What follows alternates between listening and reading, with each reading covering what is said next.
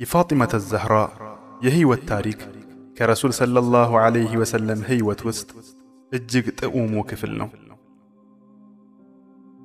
የረሱል ሰለላሁ ዐለይሂ ወሰለም ጽጌረዳ በመባል የምትታወቀዋ ፋጢማ ዐለይሃ ሰላም የኸዲጃ ዐለይሃ ሰላም የመጨረሻ ልጅ ስትሆን የተወለደችውም ረሱል ሰለላሁ ዐለይሂ ወሰለም በነቢይነት ከመላካቸው ከ5 ዓመታት በፊት ነበር።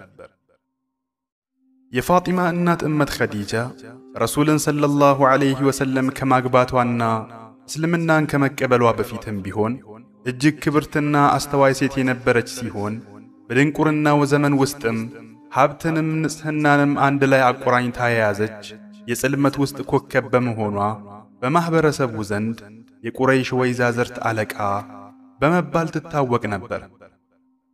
የፋጢመት እናት የሆነችው እመት ኸዲጃ ዐለይሃ ሰላም ሕዝቡ ረሱልን ሰለላሁ ዐለይሂ ወሰለም ባስተባበለ ጊዜ አመነችባቸው።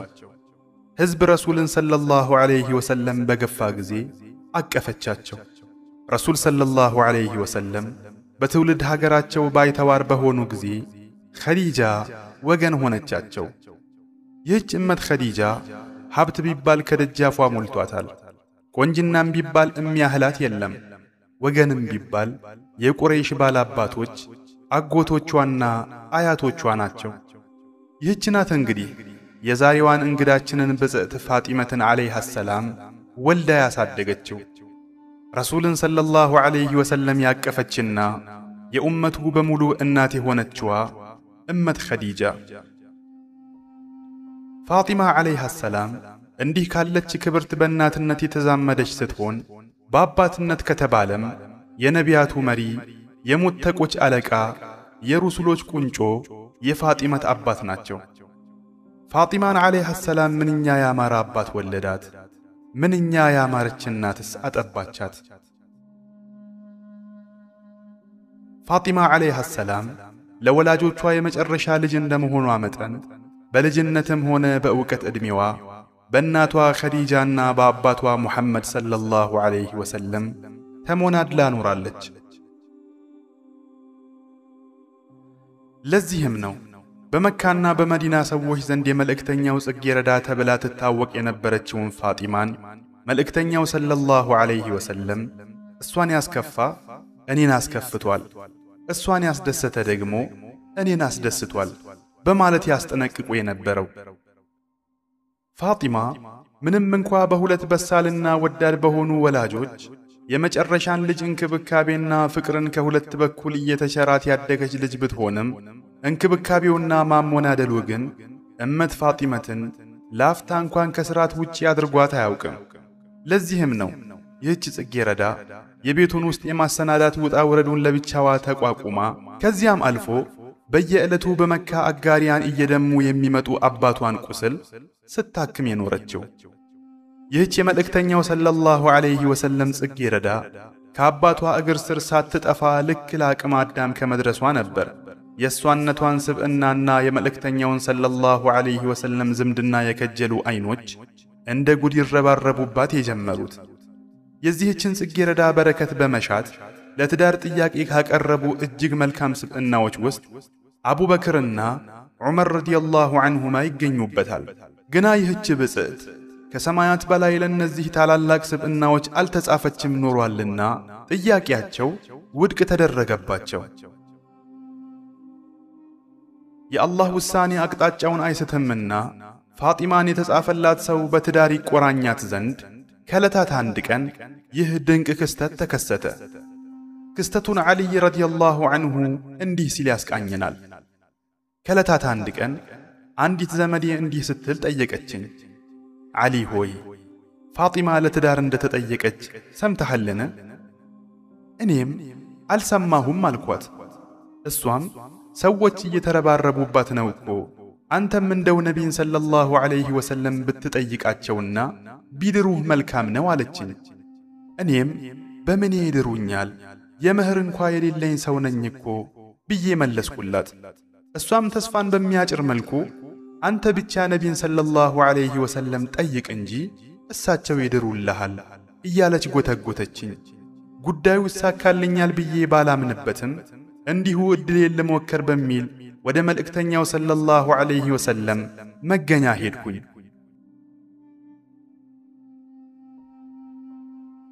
እሳቸውን ሳገኝም ምንም ሳልናገር ከስፍራው ቁጭ አልኩ። ግና ከመልእክተኛው ሰለላሁ ዐለይሂ ወሰለም ዘንድ ከመቀመጤ ድንጋጤና ኀፍረት ሲወረኝ ተሰማኝ። መልእክተኛውም ሰለላሁ ዐለይሂ ወሰለም ወደ እኔ እየተመለከቱ ዓልይ ሆይ ምን አሰብክ ብለው ጠየቁኝ። እኔም ደንግጬ የምናገረው ቢጠፋኝ ምንም ምላሽ ሳልሰጥ ዝም አልኩኝ። ይህንኑ ጥያቄ ለ3 ጊዜ ደጋግመው ቢጠይቁኝም እኔ ግን በውስጤ ከተፈጠረው ፍርሃት አንጻር ምላሽ ልሰጣቸው አልተቻለኝም ነበር። መልእክተኛውም ሰለላሁ ዐለይሂ ወሰለም ዓልይ ሆይ ምናልባት ልጄ ፋጢመትን ከጅለሃት ይሆን ብለው ጠየቁኝ። እኔም አዎን አልኳቸው። እሳቸውም ሐላል ትሆንልህ ዘንድ ልትሰጣት የምትችለው የመህር ስጦታ ምን አለ ብለው ጠየቁኝ። እኔም አንቱ ነቢ ሆይ ወላሂ ምንም የለኝም ብዬ መለስኩላቸው። እሳቸውም ባለፈው የሰጠሁህ ጋሻስ ሲሉ ጠየቁኝ። እኔም ነፍሴ በእጁ በሆነችው ጌታ እምላለሁ ጋሻው ቢሸጥ እንኳ 4 ዲርሃምን አያወጣም እኮ ስል መለስኩላቸው። እሳቸውም ዓሊ ሆይ ጋሻውን መህር አድርጌ ልጄ ፋጢመትን ላንተ ድሬልሃለሁ አሉኝ በማለት ዓሊ ረዲየላሁ ዐንሁ ታሪኩን ይቋጫል። ይህ ፍጹም ብሩክ የሆነው ትዳር ሊመሰረት በኒካሑ ዕለት የሙሃጅርና የአንሳር አለቆች በተገኙበት ረሱል ሰለላሁ ዐለይሂ ወሰለም ያ በጸጋው ተመስጋኝና በችሎታው ተመላኪ የሆነው አላህ ምስጋና ይገባው። አላህ ትዳርን ዝምድና አገናኝ አድርጎ ፈጠረው። ግዴታዊ ጉዳይና ፍትሃዊ ፍርድም አደረገው። መልካም ሰብሳቢ፣ ዝምድናን አስቀጣይና በሰዎች ላይም ግዴታ አደረገው ብለው ንግግራቸውን ጀመሩ። ከዚያም መልእክተኛው ልጄ ፋጢመትን በ400 ፊዳ ሚስቃል ዓሊ የሚስማማ ሲሆን በእኔ ፈለግ መሠረት ድሬለታለሁ። አላህ የልጄን መበታተን ይሰብስብላት፣ በመካከላቸውም በረከቱን አውርዶ ፍሬያቸውንም ያሳምርላቸው ብዬ በመጨረሻም አላህን ማርታ እለምናለሁ ብለው ረሱል ሰለላሁ ዐለይሂ ወሰለም ልጃቸውን በመዳር ንግግራቸውን ቋጩ። ያች የነቢያት አለቃና የፍጥረቱ በሙሉ ቁንጮ የሆኑት ሰው ልጅ ፋጢመት በዚህ ቀለል ባለ ሁኔታ ሰርጓ ተፈጽሞ ቀጭን ፍራሽ፣ በዘንባባ ቅጠል የተሞላ ትራስና ከቆዳ የተሰራ ውሃ መቅጃ ብቻ ካለበት ቤት የትዳር ሕይወቷን ሀብላ ጀመረች። ቀናት ተቆጠሩ። ከጎናቸው በትዳር ምክንያት የራቀቻቸው ጽጌረዳዋ ፋጢመት ከመልእክተኛው ሰለላሁ ዐለይሂ ወሰለም የትዝታ ምናብ በፍጹም ለአፍታ እንኳ ልትወገድ ባለመቻሏ መልእክተኛው ሰለላሁ ዐለይሂ ወሰለም ሐዘን ዋለባቸው። ሲወጡና ሲገቡ ሊያዩዋት ከቤታቸው አጎራባች አምጥተው እንዳያኖሯት እንኳ ከሳቸው ቤት መደዳ ያሉት ቤቶች በሙሉ ሐሪታ የተባለ ሰው ንብረቶች ናቸው። ነቢ ሰለላሁ ዐለይሂ ወሰለም በሐሳብ ናፍቆት እጅጉን ተጎዱ። በሕይወት የተለየቻቸውን ውዷን ኸዲጃን ባሰቡ ቁጥር ፋጢማን እየተመለከቱ ይጽናኑ የነበሩት ነቢ ሰለላሁ ዐለይሂ ወሰለም ዛሬ ላይ ፋጢማ ከይታቸው ድንገት ስትርቅ በሰው ተከበው ነቢ ሰው ናፈቃቸው። ከዚያ መደዳ ቤቶች ያሉትና ሐሪታ የተሰኘው ሰውም የመልእክተኛውን ሰለላሁ ዐለይሂ ወሰለም ሁኔታ ተረድቶ ወደ እሳቸው በመሄድ አንቱ ነቢ ሆይ በልጅዎ ናፍቆት እንደተጎዱ ደርሶኛል። እኔም ንብረቶቼም የርሶ ነን። ከርሶ ቤቶች መደዳ ያለውን ቤቴንም ለልጅዎ አበርክቼ ልጅዎን ከቅርቦት እንዲያኖሯት ፈቃዴ ነው ብሎ አበሰራቸው። እሳቸውም እጅግ ተደስተው ለሐሪታ ዱዓ ካደረጉ በኋላ ያብራካቸው ክፋይ የሆነችውን ጽጌረዳ ከጎናቸው አኖሯት። ከዚህ ዕለት አንስቶ ረሱል ሰለላሁ ዐለይሂ ወሰለም የፋጢመትን ፊት ለማየት ጠዋት ማታ ከደጃፏ ይመላለሱ ነበር። መልእክተኛው ሰለላሁ ዐለይሂ ወሰለም ለፈጅር ከቤታቸው ወደ መስጂድ ባቀኑ ቁጥርም የፋጢመትን ቤት እያንኳኩ ሰላም በእናንተ ላይ ይሁን ቤተሰቦቼ፣ አላህ መጽዳትን ያጽዳችሁ በማለት ዱዓ ያደርጉላቸውም ነበር። ረሱል ሰለላሁ ዐለይሂ ወሰለም በየትኛውም ጊዜ ከጉዞ ሲመለሱ ቀድመው የሚገቡት መስጂድ ነበር። መስጂድ ገብተው 2 ረክዓ ከሰገዱ በኋላም ከራሳቸው ቤት ቀድመው ወደ ፋጢማ ቤት ያቀኑ ነበር። ከፋጢማ ቤት ገብተውም ከሷ ጋር እያወጉ ረጅም ሰዓትን ካሳለፉ በኋላ ነበር ወደ ሚስቶቻቸው ቤት የሚሄዱት።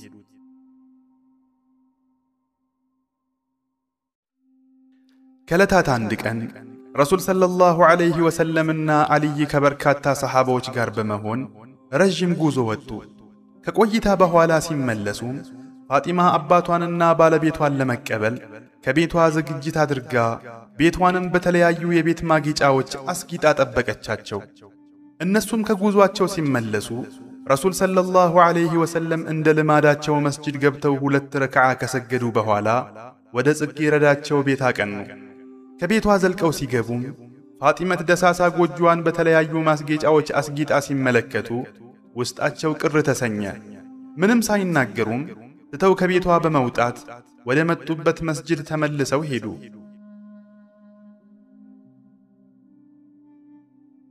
ይህን ጊዜ የአባቷን ባህሪ ጠንቅቃ የምታውቀው ጽጌረዳ ከቤቷ ላይ የተሰቀለውን ጌጥ በሙሉ አውርዳ የነብይ ልጅ በዱንያ በልጭልጭ ልትታለል እንደማይገባትም በማመን ወደ ረሱል ሰለላሁ ዐለይሂ ወሰለም የይቅርታ መልእክት ላከችላቸው። አያይዛም ይህን ቤቷን ያስጌጠችበትን ጌጣጌጥም በአላህ መንገድ እንደ መጸወተችም መልእክት ላከችላቸው። ነቢም ሰለላሁ ዐለይሂ ወሰለም ይህን ሲመለከቱ እውነት ልጅ ያደረገችው ለሷ እኔ መስዋዕት ልሆን፣ ዱንያ ከሙሐመድና ከሙሐመድ ቤተሰቦች የራቀች ናት። ዱንያ አላህ ዘንድ ክብር ቢኖራት ከሃዲ ጠብታ ውሃን አይጎነጭም ነበር ብለው ተናገሩ። ብዙም ሳይቆይ ነበር አላህም ለመልእክተኛው ሰለላሁ ዐለይሂ ወሰለም የልጅ ልጆችን ሊያሳቅፍ ሽቶ ሐሰን፣ ሁሰይን፣ ሙሕሲን፣ ዘይነብና ኡሙ ኩልሱም የተሰኙ ውብ ልጆችን ለፋጢማ ይቸራት። ረሱል ሰለላሁ ዐለይሂ ወሰለም ልቦናቸው እጅጉን በሐሴት ተሞላ። አንዳንድ የታሪክ መዛግብት እንደሚያወጉት ከሆነ ፋጢማ የመጀመሪያ ልጇን የወለደች ዕለት መልእክተኛው ሰለላሁ ዐለይሂ ወሰለም ወደ ፋጢማ ቤት በማቅናት ጉጉት እየተነበበባቸው ልጄን አሳዩኝ፣ ማንስ ብላችሁ ሰየማችሁት ብለው ጠየቁ። ወላጆቹም የልጃቸውን ስም ሐርብ ብለው እንደሰየሙ ሲነግሯቸው በፍጹም የልጄ ስም ሐርብ ሳይሆን ሐሰን ነው ብለው አዲስ ስም ሰየሙላቸው። መልእክተኛው ሰለላሁ ዐለይሂ ወሰለም የልጃቸውን የፋጢመትን ልጆች ያለ ገደብ ከመውደዳቸው የተነሳ እጅጉን ያቀማጥሏቸውና አንዳንዴም አብረዋቸው ይጫወቱ ነበር። አንዳንድ ጊዜም መልእክተኛው ሰለላሁ ዐለይሂ ወሰለም ስጁድ ላይ ሆነው የልጅ ልጆቻቸው ከመልእክተኛው ትከሻ ላይ ወጥተው ሲጫወቱ ጫወታቸው እንዳይቋረጥ በመስጋት መልእክተኛው ሰለላሁ ዐለይሂ ወሰለም ስጁዳቸውን ያስረዝሙላቸው ነበር። ረሱል ሰለላሁ ዐለይሂ ወሰለም ለጽጌረዳቸው ፋጢመትና ለልጆቿ ካላቸው ፍቅርና ናፍቆት የተነሳ አንዳንዴም ከልጆች ለመጫወትና ከፋጢመት ለማውጋት ሲሉ ብቻ ከፋጢመት ቤት ያድሩ ነበር። መልእክተኛው ሰለላሁ ዐለይሂ ወሰለም ለጽጌረዳዋ ካላቸው ፍቅርና ክብር የተነሳ እሳቸው ካሉበት ስፍራ እሷ ብቅ ካለች በፍጥነት ተነስተው ግንባሯን ስመው ይቀበሏት ነበር። እሷም በተመሳሳዩ ለአባቷ ይህንን ታደርግም ነበር። ከዕለታት አንድ ቀን መልእክተኛው ሰለላሁ ዐለይሂ ወሰለም የሞት አፋፍ ላይ ተቃርበው ካልጋቸው ላይ በተኙበት ሁኔታ ይህች ጽጌረዳ አባቷን ልታይ ከተኙበት ቤት ብቅ አለች። እሳቸውም ወደ ራሳቸው ጠጋ አድርገው አቀፏትና ሚስጥር ሹክ አሏት። እሷም ልክ ይህን ምስጢር እንደሰማች ተንሰቅስቃ ታለቅስ ጀመር።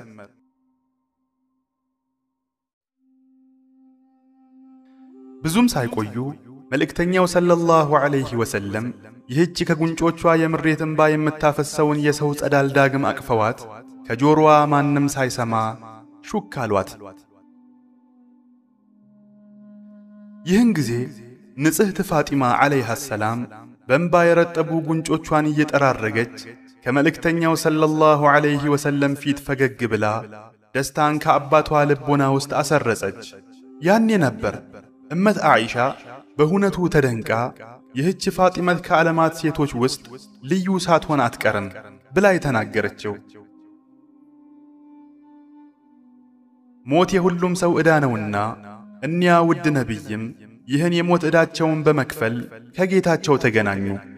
የአባቷን ቀብር ሥነ ሥርዓት ያስፈጸሙት ሰሓባዎች ከቀብር ሲመለሱ ልጅት ፋጢማ መንገድ ላይ ጠብቃ ቀባሪዎቹን በረሱል አካል ላይ አፈር መልሳችሁ ስትመጡ እንዴት ነፍሳችሁ ፈቀደች ስትል ጠየቀቻቸው። ንግግሯንም በግጥም መልኩ ቀጠለች። የሰማይ አድማሳት ደብዝዘው ከረሙ፣ ፀሐይም ደም ለብሳ ቀትሮች ጨለሙ። ነቢይ ካሸለቡ ምድር ከስራ ዋለች፣ በሞታቸው ሐዘን ተሰምቷት ዋለለች።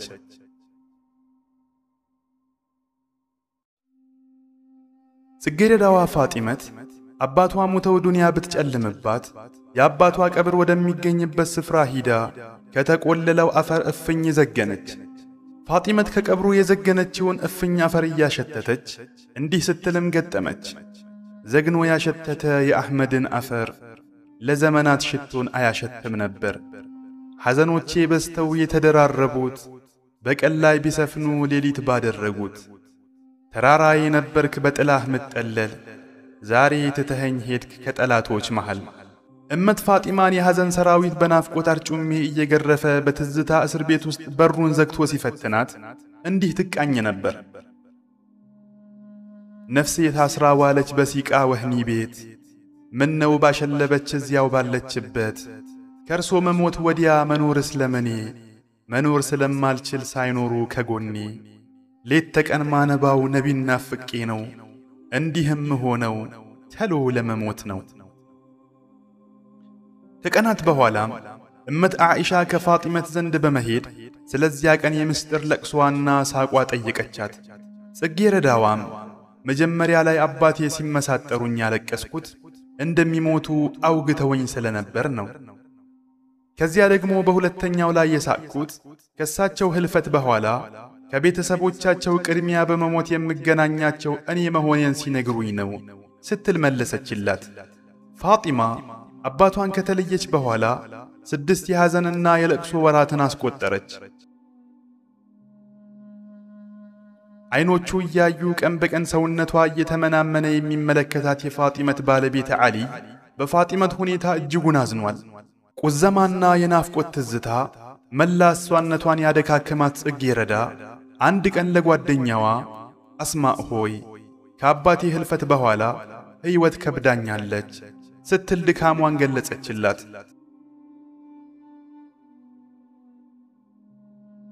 ከዕለታት አንድ ቀንም ፋጢማ ጓደኛዋን አስማእ ቢንት ኡመይስን አስጠርታ አስማ ሆይ እኔ ዛሬ ሳልሞት አልቀርም፣ አብረሽኝ ሁኚ፣ ማንም ወደ ክፍሌ እንዳይገባም አለቻት። ባለቤቷንም ዓሊይን አስጠርታ የሕይወቷ ፍጻሜ መቃረቡን አስረድታው ቅራኔ ካለበት ይቅር እንዲላት ጠየቀችው። ዓሊይም ያለቅስ ጀመር። ፋጢማ ከጌታዋና ከአባቷ ለመገናኘት የቸኮለች በሚመስል መልኩ ጓደኛዋን ፍራሽ በፍጥነት እንድታነጥፍላት አዘዘቻት።